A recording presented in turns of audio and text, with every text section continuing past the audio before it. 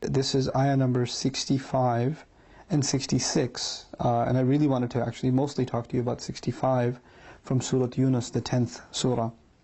Allah tells His Prophet sallallahu alaihi wasallam, وَلَا يَحْزُنْكَ قَوْلُهُمْ. What they have to say to you shouldn't grieve you. The thing they say should not grieve you. And what Allah's Messenger is being told sallallahu alaihi wasallam in these words is that the Prophet will hear things that really hurt him. And Allah says, don't let those things hurt you. You have to become stronger than that.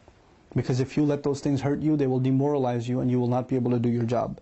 You have to deliver the message of Islam to people, the message of hope, the message of optimism, the message of letting human beings find their purpose again.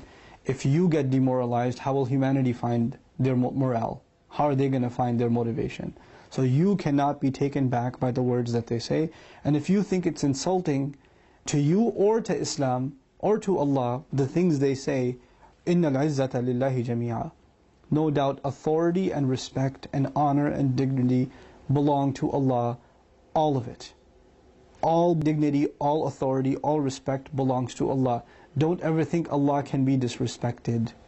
That's not possible. Allah owns it. Allah owns it. So don't you worry about it. Huwa Sami'ul Alim. And it's not like Allah didn't hear what they said. And it's not like Allah doesn't know what they're saying that you didn't even hear. Allah is all hearing, all knowing. Allah gave His Messenger sallallahu alaihi wasallam clear advice on how to keep moving despite hearing ugly speech. You guys that are online a lot, some of you are exposed to videos, blogs, comments under YouTube videos that are very hurtful to Islam. They're really reading them will just make you feel disgusted inside. How can people say things like that about Allah, about His Messenger sallallahu alaihi wasallam? It's one thing to not believe in them, but the kind of hate and the kind of just aggressive animosity that's just spewing out of people's mouth makes you just go, what kind of people are these? Why would somebody say something like that? Right? It's disgusting and it bothers you. But Allah is telling His Messenger Himself, because if you are bothered because you have faith, our faith can't compare to the faith of the Messenger ﷺ. He's bothered by it too, and He is told, don't let it get to you. Don't let it get to you. It's not taking away from the dignity of Allah. He owns all of it anyway, so you shouldn't worry about it. And on top of that, He heard what they said, so they will pay. And it's not like Allah doesn't own them.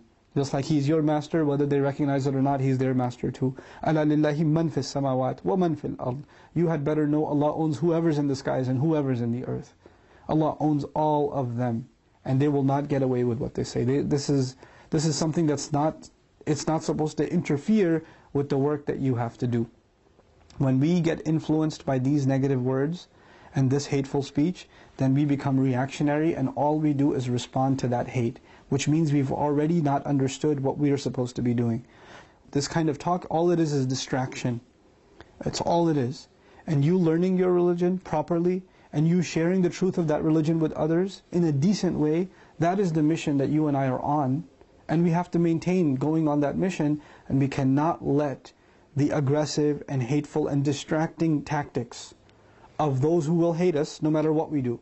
No matter what we do. We cannot let them distract us from our actual mission, just like the Prophet is told that he should not be distracted from his mission.